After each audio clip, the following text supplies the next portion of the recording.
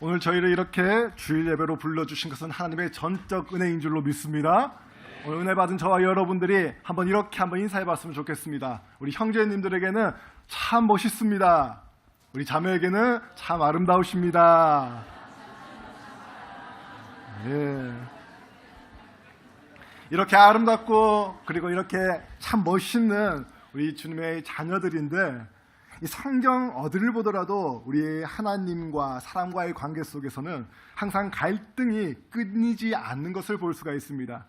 끊임없는 문제, 아담을 창조하신 이후로 그치지 않는 울부짖음, 참 하나님 편에서는 질릴 법도 하실 터인데 또 하나님 편에서는 우리 인간을 포기하고도 싶을 것인데, 그럼에도 불구하고 지지고 볶는 그 갈등의 그 과정 가운데에서도 우리 하나님께서는 한사코 우리를 포기하지 아니하시고 한결같이 사람을 향해 마음이 가고 계시다라고 하는 것을 우리는 성경을 통해서 알 수 있고 보고 배우는 부분입니다. 그런 뜨거운 감자와도 같은 이 인간을 성경 어디를 보더라도 하나님께서는 사람과 함께 하진 않는 일이 없으시고 또한 혼자서 단독적으로 일을 추진해 나가시는 일이 법이 없습니다. 애간장을 타게 만들고 타오르는 그 불길 속에 기름 붓듯 하는 그 모습과 행동으로 화가 머리 끝까지 치밀러 올라 호적에서 이름을 파버릴 수 있는 그런 고난을 우리 하나님의 절대적인 고난으로도 하실 수가 있으셨지만, 그래도 우리 하나님께서는 그 마음을 돌이키시고 또 사람을 향해 초점 맞추시는 하나님은 진정 하나님이시기 때문에 가능하신 일입니다. 오늘 본문의 이 베드로를 보면서 이러한 단편적인 생각을 해보게 됩니다. 오늘 본문과 함께 베드로가 나오는 이 구절들을 함께 보면서 죄된 인간의 모습은 어떠한지, 그래서 결국은 하나님의 자녀로 어떻게 서야 하는지를 같이 살펴보고 은혜 받는 시간이 되길 바랍니다. 사람은 스스로의 실수에 자책하면서 그것을 평생 상처를 가지고 주눅들며 사는 일이 있습니다. 그럼에도 그것을 자기에게 약으로 삼으면서 자기 자신을 참 부족하다고 자각하며 하나님을 바라보는 사람은 참 성숙된 신앙인입니다. 그럴 수 있는 것은 하나님으로부터 사랑받고 있다라고 하는 이 믿음이 전제로 깔려져 있기 때문입니다. 베드로는 예수님 제자 가운데의 수제자라고 일컬어졌던 사람입니다. 예수님을 앞서서 따랐었고 항상 주님을 향한 열정으로 가득 찼던 사람이었습니다. 예수님께서 제자들에게 너희는 나를 누구라 하느냐 그런 질문에 그가 한 신앙 고백은 지금 또 모든 이들에게 주님을 향한 최고의 신앙 고백으로 꼽히는 부분입니다. 마태복음 16장 16절 말씀에서 아까 전에 읽었던 것처럼 시몬 베드로가 대답하여 이르되 주는 그리스도시요 살아계신 하나님의 아들이시니이다. 그렇습니다. 우리는 역시 베드로지, 사도 베드로, 수제자였기 때문에 이러한 고백을 할 수 있는 거지. 좀 벙벙거리고 좀 행동파적인 그런 부분들이 없지 않아 있지만 그 신앙에 있어서만큼만은 참 순수한 열정을 가지고 있는 사람이지라고 하는 그런 마음을 가지게 됩니다. 예전에 플룻 연주자님께서 주는 그리스도시요 살아계신 하나님의 아들이시니다 라고 하는 그 고백과 함께 이 플룻 연주가 들어오면서 오는 그 감동이 아직도 귓가에 생생하게 들려오는 듯합니다. 이 고백이 참 짧으면서도 간단 명료하지만 참 중요한 부분입니다. 예수님이 누구신지, 이 세상에 오신 분명한 목적이 무엇인지 드러나는 고백입니다. 사도 베드로의 이 멋들어진 고백, 지금에 이르러서도 그 어떠한 고백 가운데에서도 참으로 위대하다라고 일컬어지는 그 고백. 세상에서는 종종 연애할 때는 죽고 못 사는 듯해서 멋진 사랑의 고백을 남편으로 받을 때, 그때와는 또 무색하게 또 삶을 또 살아가다 보면, 생활을 해 나가다 보면 그렇지 못하고 또 변해가는 그 모습을 볼 때면 아내된 자매들의 입장에서는 참 심히 실망을 갖기도 합니다.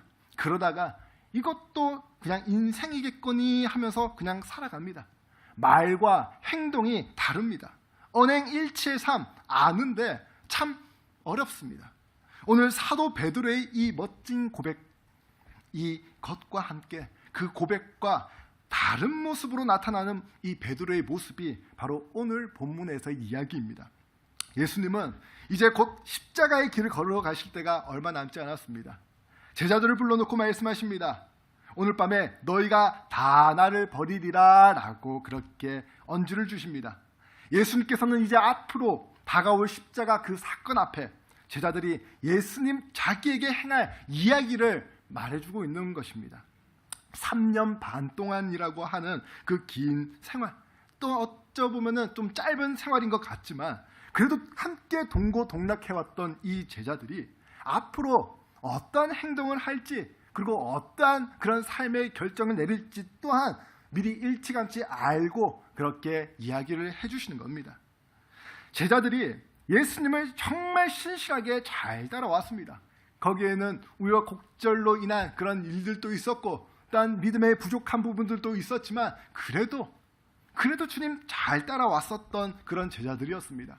그런데 예수님께서 하시는 말씀은 너희들이 그러지 않는 그런 반대적인 모습으로 나아간다라고 하는 그런 이야기를 해주시니 제자들 입장에서는 어떻게 그럴 수가 있을까라고 하는 그런 자문자답을 해봅니다.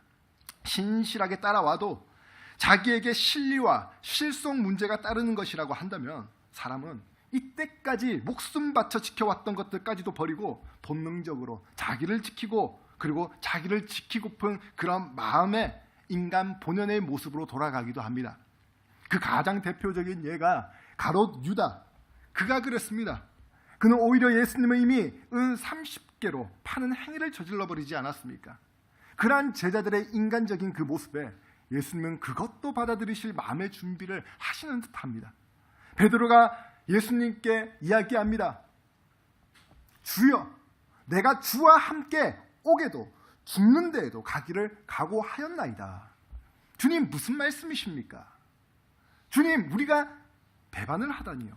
주님, 저희는 배반하지 않습니다 라고 하는 자기 나름대로의 예수님께로의 향한 그 마음을 그렇게 내비칩니다. 주님과 함께 하겠고요, 주님이 죽는 데 따라가겠고요, 주님을 위해 살겠다라고 하는 일사불태의 각오를 예수님께 그렇게 보여줍니다. 마태복음 26장 33절 말씀에 또 이렇게 표현합니다. 모두 주를 버릴지라도 나는 결코 버리지 않겠나이다. 마가복음 14장 29절 말씀에 다 버릴지라도 나는 그리하지 않겠나이다. 다른 제자들은 주님을 버린다라고 할지라도 자기는 그렇지 않다라고 하는 그런 충성스러운 마음을 바로 우리 예수님께 보여줍니다.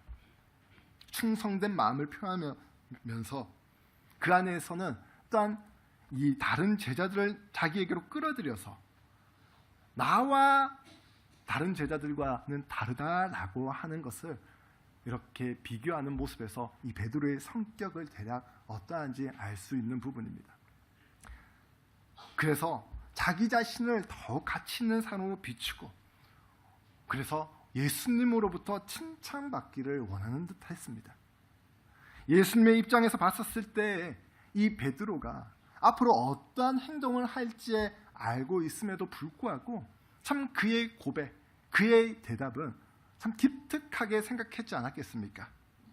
아이를 키워본 부모님들은 아실 겁니다.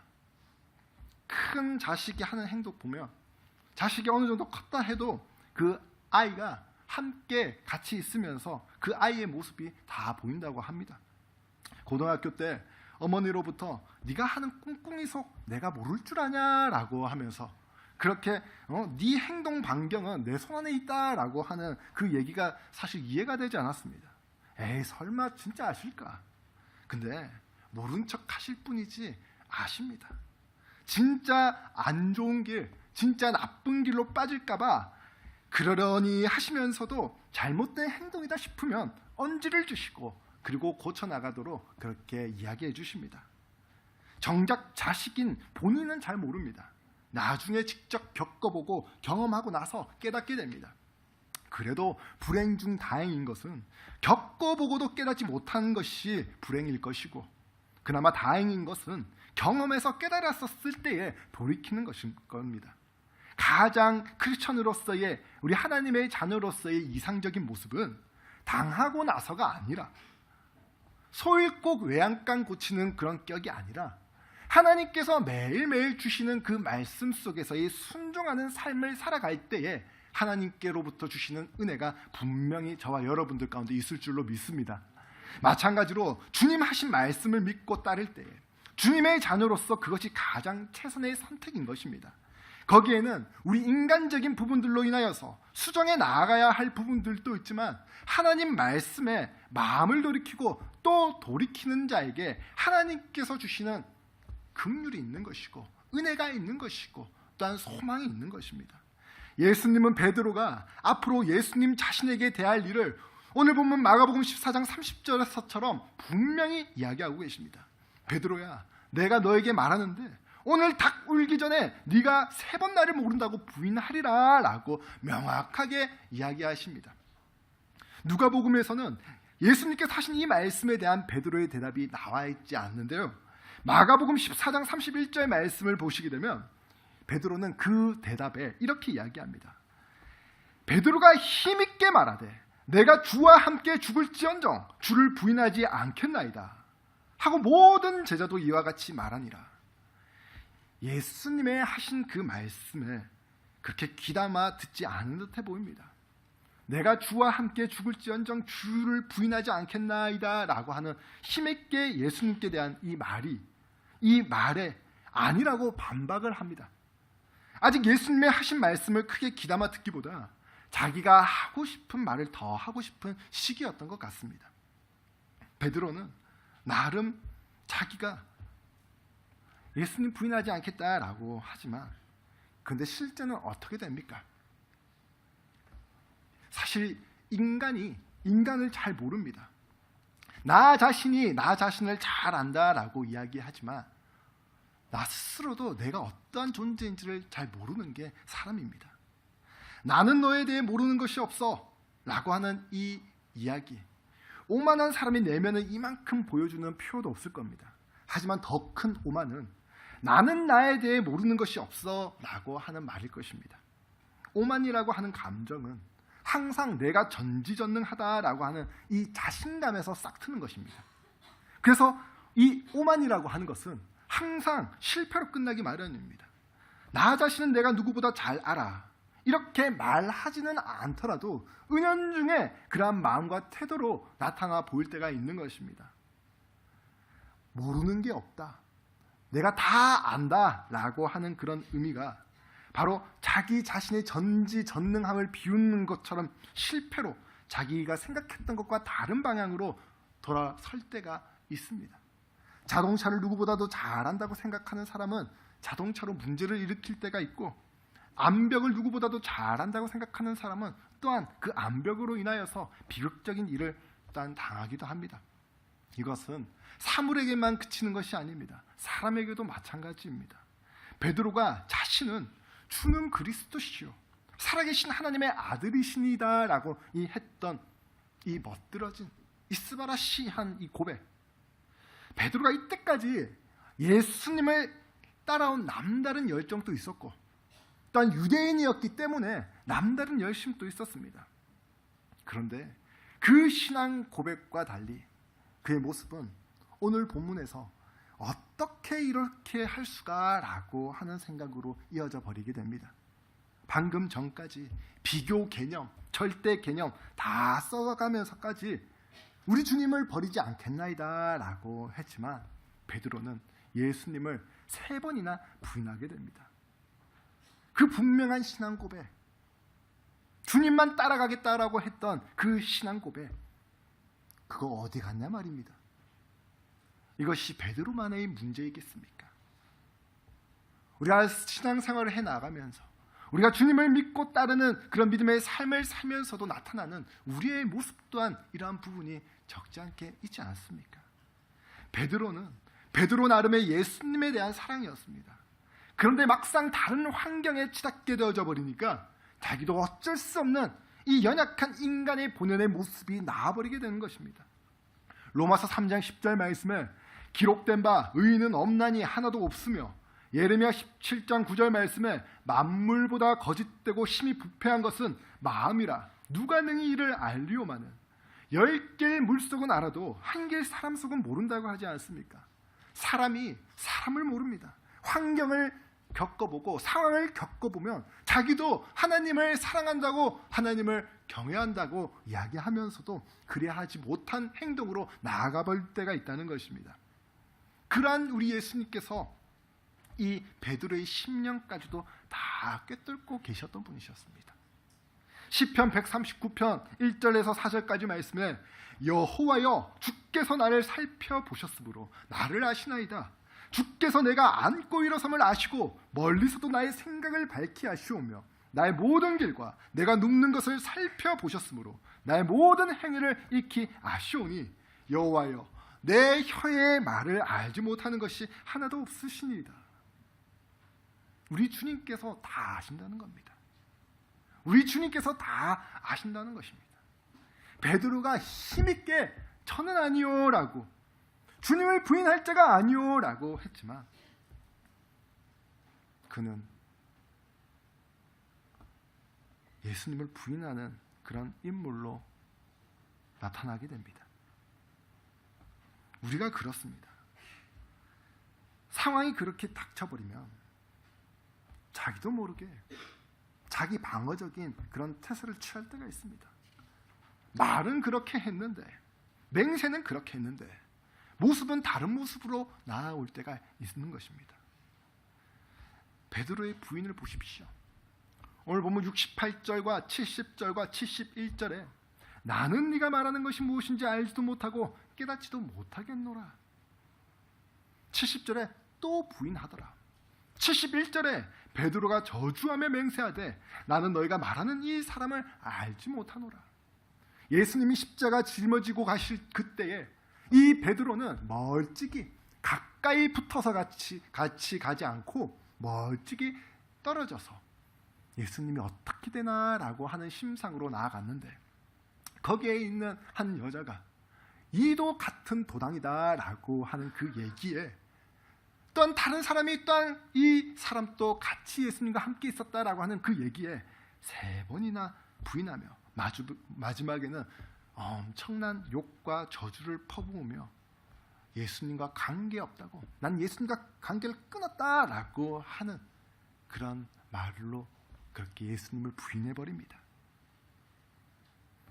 베드로, 이 지금의 베드로의 모습이 부인한 것, 예수님이 주는 그리스도시요 살아계신 하나님의 아들이시니다 라고 했던 그 고백과 예수님을 부인하는 그 시간적 그 간격이 며칠이 되고 몇 주가 되고 몇 달이 되어서가 아니라 하루입니다. 이 하루 안에 어떻게 180도로 바뀌어가지고 이렇게 이야기할 수 있을까? 베드로의 이 다른 모습, 이중적인 모습을 보는 듯합니다. 그런데 이따가 요한복음에서의 예수님께서 베드로를 대하는 모습을 볼 때에 우리의 가슴을 참 미어지게 만들고 먹먹하게 만드는 장면이 나옵니다. 사람이 어떻게 그럴 수가 있을까? 사람은 그럴 수가 있습니다. 그러고도 충분히 남습니다. 사람이라면 누구나가 자기 살 길 찾으려고 발버둥 칩니다. 이것은 크리스천에게만 국한된 이야기가 아니라 모든 사람에게 표면적이든 잠재적이든 가지고 있는 모습입니다. 제가 그렇고 저 여러분들이 그렇습니다. 그렇다고 우리가 그러려니 하는 그런 무사안이라는 마음을 가지라는 얘기가 아닙니다.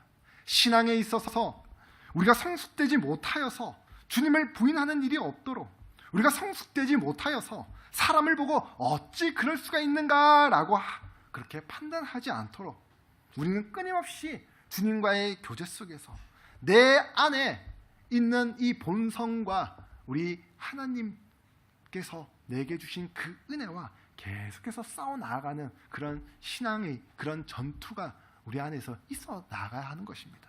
그것이 우리 안에서의 신앙의 인격이 되어지는 것이고 그 인격을 다듬어 나아갈 때에 또다시 우리는 하나님께로 향할 수 있는 그런 믿음이 또다시 이루어져 나가는 것입니다. 은연중에라도 주님을 부인하는 일이 없도록 우리는 주님의 말씀 보고 생활 가운데서도 상기해 나가면서 주님께서 나에게 주신 그 은혜를 묵상하며 감사하는 일을 끊임없이 해나가는 일을 멈춰서는 안 되는 것입니다. 나아가 남을 향해 상대방을 보고 속으로 네가 그럴 줄 알았다, 그게 아니라 나도 그럴 수 있다라고 하는 그런 마음을 항상 가지면서 내 안의 죄를 보며 그 죄를 대신 짊어지신 우리 예수님의 은혜에 우리는 다시 그 죄를 회개하고 주님을 향한 그 마음처럼 또한 사람을 대하는 마음 또한 긍휼과 관대함과 사랑의 마음으로 대해야 하는 것입니다. 우리 옆에 앉아 있으신 우리 형제 자매님들을 보시기 바랍니다. 그 속내 사정 다 모를 수 있겠지만 참 그래도 이 자리에 불러 모아주신 것은 하나님의 은혜이고 또 하나님의 사람이기 때문 저와 여러분인 줄로 믿습니다. 한번 이렇게 인사 한번 배웠으면 좋겠습니다. 그럴 수도 있지요. 뭔지는 모르겠지만 그럴 수도 있지요. 근데 이게 저한테, 자기 본인한테 적용이 되어져 버리면 그건 문제가 있는 겁니다. 상대방에게, 남에게 사랑의 마음으로, 관대한 마음으로 그렇게 이야기할 때에 그 안에서는 또다시 성령의 또한 귀한 또한 은혜가 이루어져 나갈 줄로 믿습니다.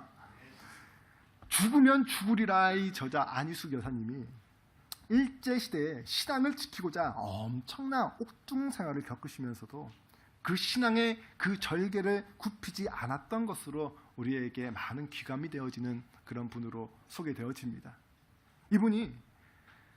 이분에 대해서 익히 들어서는 알고 있었지만 이 그럴 수도 있지라고 하는 그 책을 쓰신 때를 보니까 이 83세 인생 말미셨습니다. 그 책을 읽어보진 않았지만 그 책에 참 감동이 되어지는 글귀가 있어서 여러분들에게 한번 읽어드리겠습니다. 그럴 수도 있잖아요. 못생기고 모양 없다고 흉보지 마세요. 그를 지으신 분이 그렇게 만든 것일 테니까요. 그럴 수도 있잖아요. 화 잘 낸다고 나무라지 마세요. 일 때문에 피곤하고 신경이 늘어지면 그럴 수도 있잖아요. 인색하고 사랑이 없다고 미워하지 마세요. 경제에 시달릴 때를 염려하여 절제하다 보니 그럴 수도 있잖아요. 게으르고 더럽다고 멸시하지 마세요. 신경 상태가 늘어져서 감각이 예민하지 못하니 그럴 수도 있잖아요. 눈치 없고 염치 없다고 시비하지 마세요. 다 나름대로 생각이 있을 테니까 그럴 수도 있잖아요. 그럴 수도 있다라고 하는 생각을 상대방에게 적용할 때에 우리는 다시 한번 주님 안에서 이 넉넉한 마음으로 세상을 바라보게 되고 상대방을 바라볼 수 있는 그런 여유가 있을 줄로 믿습니다. 안희숙 여사의 말을 빌어 이야기하게 되면 기쁨이 생긴답니다. 마음에 늘 평안이 생긴답니다. 세상 사는 것이 그렇게 팍팍하지만은 않답니다. 재미가 있답니다. 오나가나 즐겁고 감사한 일만 있답니다. 베드로의 입장에서 보니 그럴 수 있겠다라고 하는 생각을 해보게 됩니다. 그리고 그 당시에 제가 베드로의 입장으로 들어가 보게 되면 저 자신은 어땠을까라고 하는 생각 또한 가져보게 됩니다. 나라면 더 하면 더 했지 않겠나. 베드로는 멀찍이서라도 그렇게 따라갔지만 저는 무서워서 따라가지도 못할 것이라는 생각이 들더라고요. 그것이 연약하고 부족한 우리의 모습입니다. 힘있게 예수님, 나는 주님을 배반하지 않는다고 자신감에 참 강한 어조로 이야기했지만 어쩔 수 없는 모습이 우리입니다. 그래서 또한 우리는 신앙 안에서 너무 자신하지 않는 것 또한 믿음입니다. 하나님을 의지한다는 믿음, 나는 없고 주만 산다는 믿음, 내가 사는 것이 아니요 오직 내 안에 그리스도께서 사시는 믿음, 그 믿음이 저와 여러분들 가운데 회복되어질 줄로 믿습니다. 꼬꼬대! 꼬꼬! 주무시는 분들이 있으신 것 같아가지고 오늘 72절 말씀입니다. 닭이 웁니다. 2번이나 웁니다. 2번이나 울어서 저도 울어봅니다. 이때 닭이 예수님의 마음을 대변하는 듯합니다. 그 소리에 베드로는 주의 말씀이 불현듯 생각납니다. 오늘 닭 울기 전에 네가 3번 나를 부인하리라 하심이 생각이 납니다. 그리고 밖에 나가서 운다라고 이야기하는데 누가복음에서는 뭐라고 얘기하냐 하니까는 심히 통곡하니라. 심히 통곡하니라. 베드로는 어떠한 마음이었을까? 심히 통곡했다라고 하는 것은 어떤 의미였을까? 자기의 예수님에 대한 굳은 다짐, 그리고 예수님을 부인하지 않겠다라고 하는 굳은 결심, 굳건히 맹세했던 베드로, 그 모든 것을 하나님께, 주님께로만 향하겠다라고 하는 그런 마음을 예수님께 보였음에도 불구하고 절대 배반하지 않겠다라고 그렇게 호언장담을 늘어놓았던 베드로였는데, 근데 자기가 이야기한 것과 다른 예수님께 보여준 그 모습이 수포로 돌아가는 이 비참한 현실이 자기 자신에게서는 참으로 실망이었고 죄송함이었고 절망감이었고 자괴감이 들지 않았겠습니까? 더 이상 내가 살아가야 할 이유가 어디 있겠는가? 주는 그리스도시요라고 얘기했고 살아계신 하나님의 아들이시니다라고 얘기했는데, 내가 주님을 위해서 사는 것이 인생의 목적이고 목표이다라고 이야기했는데, 그런데 그의 행동 속에서 나타나는 자기 모습을 보면서 이런 마음 저런 마음, 마음감이 교차하지 않았겠습니까?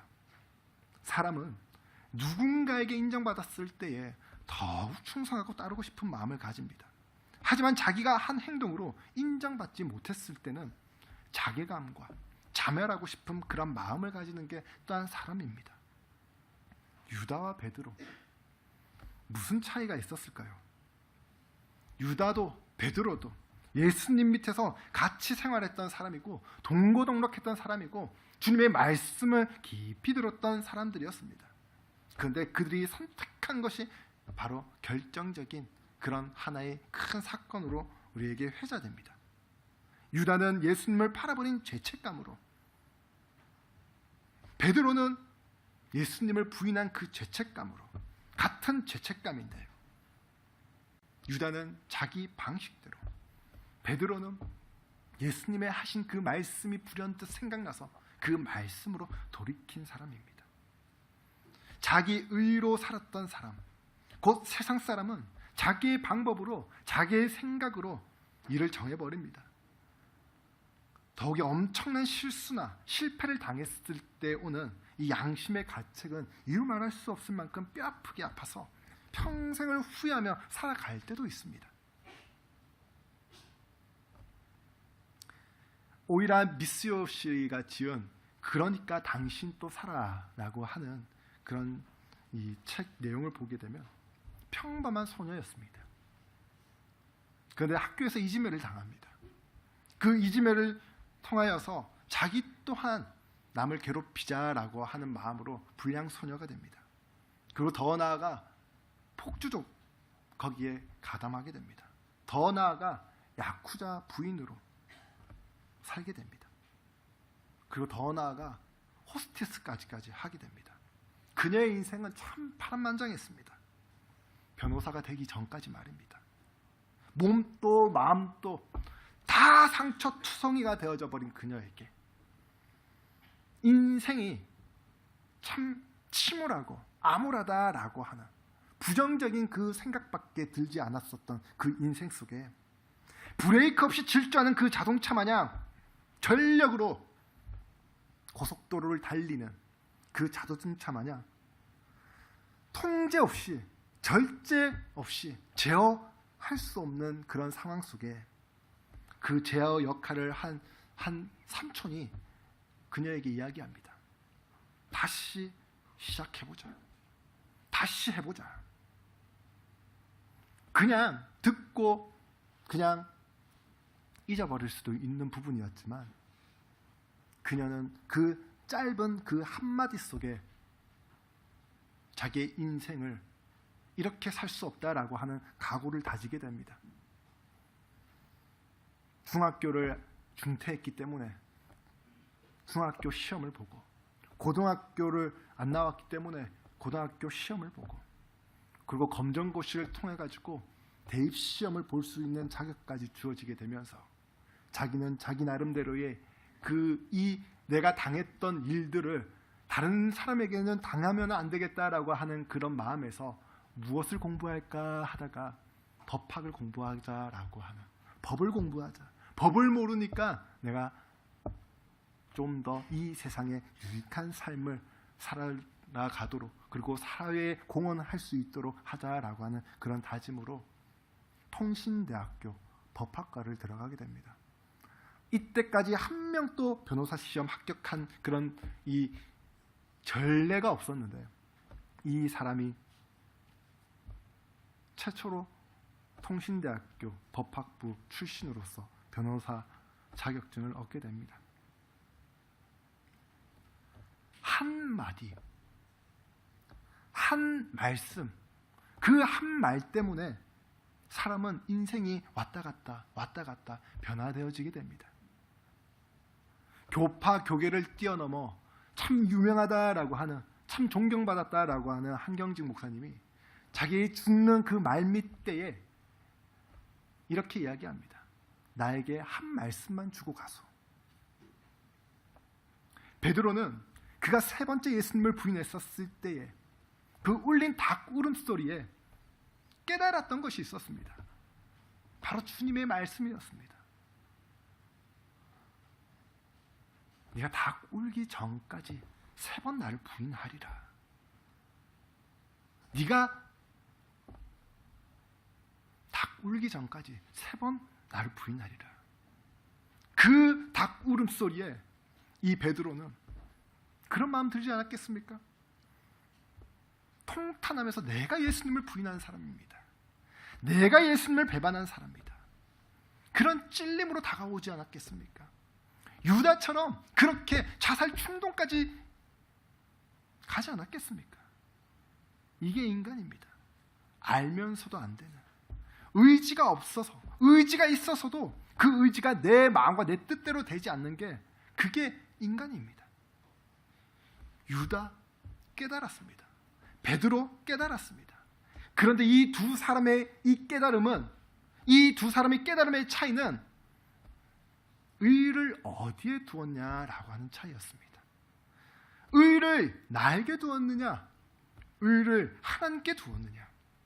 로마서 3장 23절 24절 말씀에 모든 사람이 죄를 범하였음에 하나님의 영광에 이르지 못하더니 그리스도 예수 안에 있는 속량으로 말미암아 하나님의 은혜로 값없이 의롭다 하심을 얻은 자 되었느니라.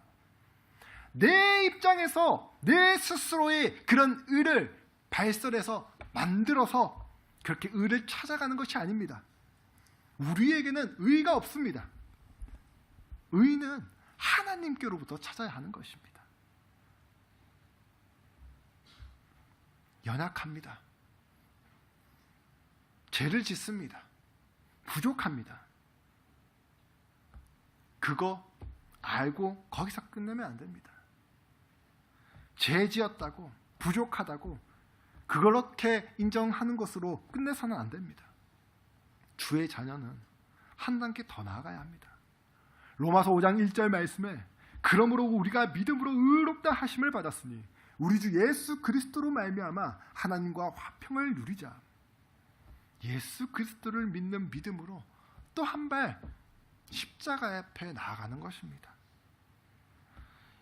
예수님 앞에 내게 찔림 주신 거에 대해서 찔림 받고 밖으로 나가는 것이 아니라 그 찔림 받았던 거 주님께 다시 한번 토로하고 회개하는 가운데에 주님의 화평을 누리고 돌아가야 하는 것입니다. 우리는 인생을 살면서 수많은 실수, 불의, 허물, 죄를 지으며 살아갑니다. 그렇기 때문에 우리는 또다시 주님께로 나아가야 합니다. 그 의가 내 스스로 해결할 수 있는 의가 아니라 하나님께만 있는 그런 의, 바로 십자가 앞에 나가야 하는 것입니다. 요한일서 1장 9절 말씀에 만일 우리가 우리 죄를 자백하면 그는 미쁘시고 의로우사 우리 죄를 사하시며 우리를 모든 불의에서 깨끗하게 하실 것이라고 말씀하십니다. 예수 믿는 사람이니 하나님께 고백하면 주님 용서하여 주신다라고 하니까 저질러 왔던 것들 다 잊어버리고 살라라고 하는 그런 의미가 아닙니다. 앞으로 반복적으로 죄를 짓지 않기 위해서 우리는 주님의 은혜 가운데 거하는 그러한 삶을 살아가는 것입니다. 주님 영광 위에 죄인의 삶에서 의인의 삶으로 살아가는 그런 연습을 해 나가는 것입니다. 죄의 본성은 자꾸 기어 올라오고만 있어요. 그런데 하나님께서 분명하게 우리에게 말씀하지 않았습니까? 예수 그리스도를 믿음으로 말미암아 우리가 하나님의 은혜로 값없이 의인이 되었다. 그 믿음으로 나아가는 삶을 연습을 하는 겁니다. 지은 죄는 없어지지 않습니다. 우리 마음 가운데 항상 남습니다. 기억에도 남습니다. 그래서 성도는 평생을 상흔을 가지고 가는 것입니다. 하지만 그 상흔을 가져가는 그 대신에 우리 주님께서, 우리 예수님께서 그거 가려주시겠다고 말씀하십니다. 그거 싸매주시겠다고 말씀하십니다. 내가 다 짊어져 나가겠다라고 그렇게 말씀하십니다. 그 말씀을 우리가 믿고 받아들일 때에 우리는 또 믿음의 한 발을 내딛어 나아갈 수 있을 줄로 믿습니다. 주님과 함께 걸어가는 것입니다. 지지고 볶든 주님과 함께 걸어가는 것입니다. 예수님 의를 의지하고 또 반면교사 삼아서 또다시 일어서는 것입니다. 사탄은 자꾸 우리에게 그 마음 가운데 양심으로 가책해 합니다. 너 죄 지었잖아. 너 예수님 배반했잖아. 너 예수님 부인하지 않았어? 너 어떻게 그럴 수가 있니? 내가 너의 과거를 다 알아. 자꾸 우리의 마음을 찔러버립니다.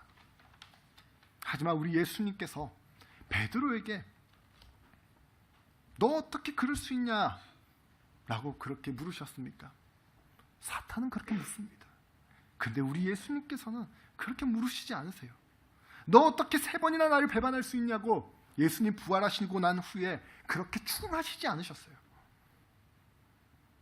우리 예수님 베드로에게 참 인격적으로 관대하게 하십니다. 그럴 수 있지라고 하는 것을 적용하십니다. 그런데요, 요한복음에 나타나는 예수님과 베드로의 이 대화 가운데 보시게 되면은 참 그냥 그럴 수도 있지라고 그렇게 우리는 그냥 그럴 수도 있지라고 우리의 생각과 그냥 마음으로 그냥 삭히고 그렇게 말아버리지만 우리 예수님께서는 그냥 립 서비스로 그럴 수도 있지라고만 그렇게 이야기하시지 않으세요. 갑의 입장, 어떻게 보면은 예수님은 갑의 입장이에요. 베드로는 예수님을 부인했기 때문에 을의 입장이에요.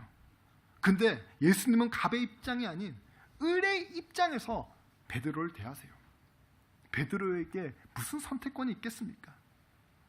하지만 예수님께서는 선택권을 주세요. 요한복음 21장 15절 이하 말씀을 보시게 되면 유일하게 요한복음에 예수님께서 부활하신 후에 이 베드로와 인격적인 대화를 나누는 그 장면 속에 이 얘기를 꺼내십니다. 요한의 아들 시몬아, 너 이 사람들보다 나를 더 사랑하니?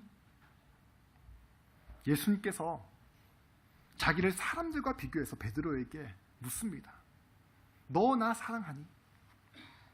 베드로가 이때까지 예수님을 사랑해왔지만 또한 사람을 또한 많이 의식해오면서 따라왔었던 인물이었습니다. 두 번째로 또 물으십니다. 이번에는 비교법 쓰지 않고 그냥 물으세요. 시몬 베드로야, 너 나 사랑하니? 주께서 아시나이다. 근데 또 한 번 더 물으세요. 베드로야, 너 나 정말 사랑하니? 이때에 베드로가 근심하기 시작합니다. 그리고 베드로는 이렇게 이야기합니다. 주님, 모든 것을 아시오매 내가 주님을 사랑하는 줄을 주님께서 아시나이다. 걱정 근심하면서 이렇게 대답을 합니다. 이해가 되지 않습니다. 왜 마지막에 베드로가 이렇게 근심하면서 걱정하면서 예수님께서 이야기하신 그 대답에 그러한 반응을 보였었을까? 경상도 남편이 아내로부터 질문을 받습니다. 아내가 여보 나 사랑해요. 경상도 남자가 부끄럽게 와이카노. 아내가 두 번째 물어봅니다. 여보 나 사랑해요. 떱니다. 그렇지 말이라고 하나. 마지막으로 아내가 한 번 더 물어봅니다. 여보 나 사랑해요.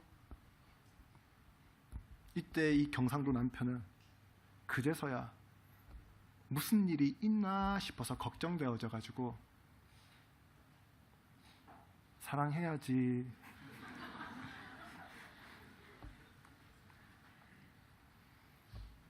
무슨 일이 있었습니다. 예수님께서 베드로에게 이렇게 3번이나 사랑하냐? 너 나 사랑하냐? 예수님은 베드로 사랑하는데 너 부인했지만 너 부인한 거 내가 추궁하지 않겠다. 너 나 사랑하냐? 그 마음을 확인하시면서 예수님께서는 마지막으로 물었던 그 질문에 이 베드로가 주님께서 내가 주님을 사랑하시는 줄로 아시나이다 라고 하는 그 얘기에 예수님께서 이 이야기를 하십니다. 그러면 내 양을 먹이라. 그러면 내 양을 치라. 베드로는 이를 계기로 하여서 한층 더 성숙된 믿음, 이것을 계기로 하여서 주님밖에 모르는 믿음의 사람으로 나아갑니다. 예수님은 말씀으로 돌아온 베드로에게 또다시 기회를 주십니다. 또다시 은혜를 주십니다. 또다시 하나님 나라에 함께하자고 오히려 권면하십니다. 갑의 입장에서가 아니라 을의 입장에서 인격적인 그런 대화 가운데에 또다시 함께하자고 이야기하십니다. 오늘 저와 여러분들이 주님을 믿고 사는 그 인생 삶 속에 내가 하나님께 배반했던 것, 부인했던 것, 그리고 하나님께로의 그런 참 아픔을 안겼던 그런 모습들이 있다면 이제는 십자가의 못을 받고 하나님께 또다시 주님 사랑합니다 라고 고백하는 저와 여러분들이 되기를 바랍니다. 말씀 뵙겠습니다. 말과 행동이 다른 우리를 넓은 마음으로 품으시는 예수님, 연약함과 부족함에도 같이 가자고 끌고 가시는 예수님, 그럼에도 불구하고 그래도 우리를 사랑하시는 예수님, 우리 예수님 바라보고 우리 오늘 또 주님 보고 살아야 되겠다라고 하는 그 다짐이 다시 한번 일어나는 저와 여러분들이 되길 바랍니다. 한 주 살아가는 우리의 생활 속에 우리 주님의 사랑, 주님의 인내, 그 관대함을 묵상하면서 그 동행함 속에 또다시 우리에게 주신 그 사명을 하나님 안에서 이루어내며 그 이루어내는 그 사명을 가지고 또 하나님께 감사, 찬송, 영광 올려드리며 나아가는 그런 믿음의 우리 요한 성도 한 사람 한 사람 되길 그리스도의 이름으로 축복하고 기도합니다.